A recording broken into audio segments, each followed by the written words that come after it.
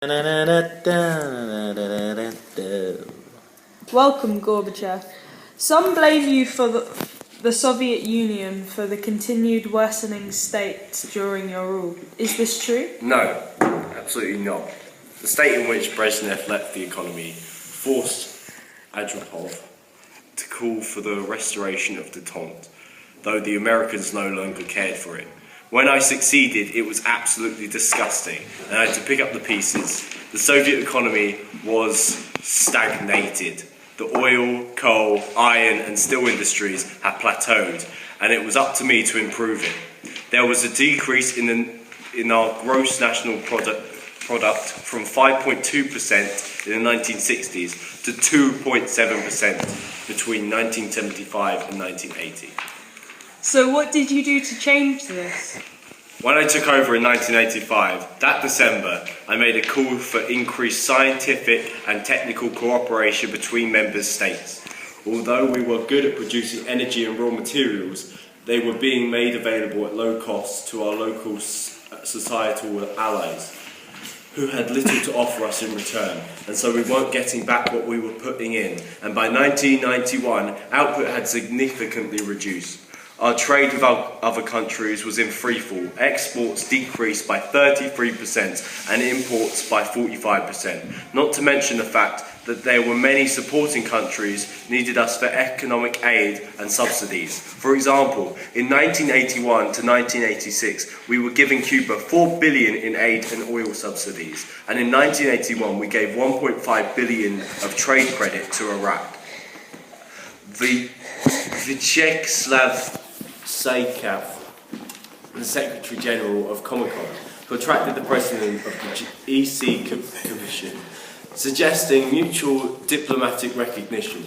The EC were able to make trade agreements with individual Comecon members and were able to set up trade and cooperation with Hungary in 1988.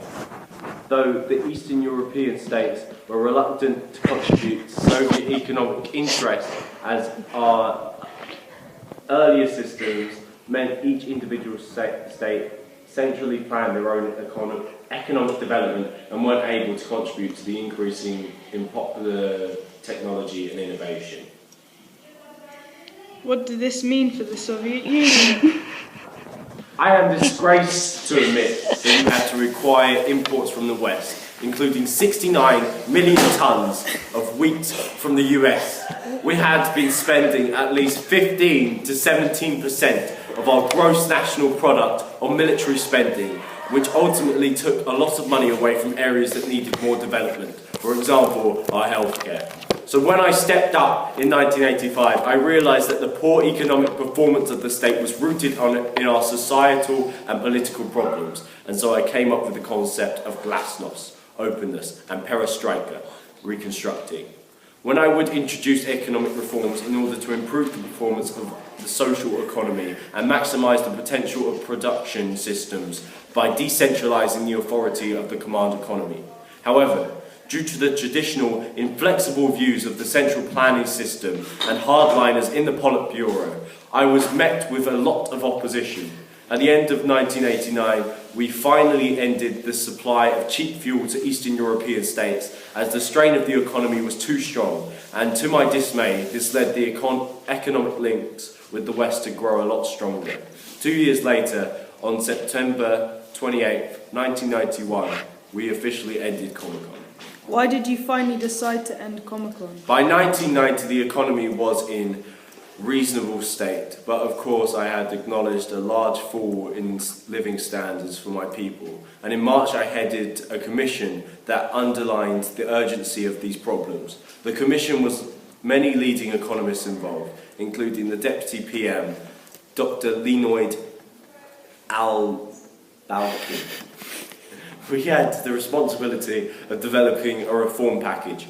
In May, we proposed to reduce subsidies, and we anticipated an increase in the price of consumer goods. Bread would have doubled. However, the prospect of high inflation and a rise in unemployment led to the Supreme Court to call for more restrained plans. At the start of 1991, the national income had dropped by 10%, and both industrial and agricultural output had decreased, along with a further 8% decrease in GNP. This all put our plans for military spending under threat, and with the trade between Comecon members being divided between market prices for the start of 1991, meant that Comecon was no longer needed. Some said the end of Comecon accelerated the collapse of the Soviet power and influence in the eastern states. I agree. That's it.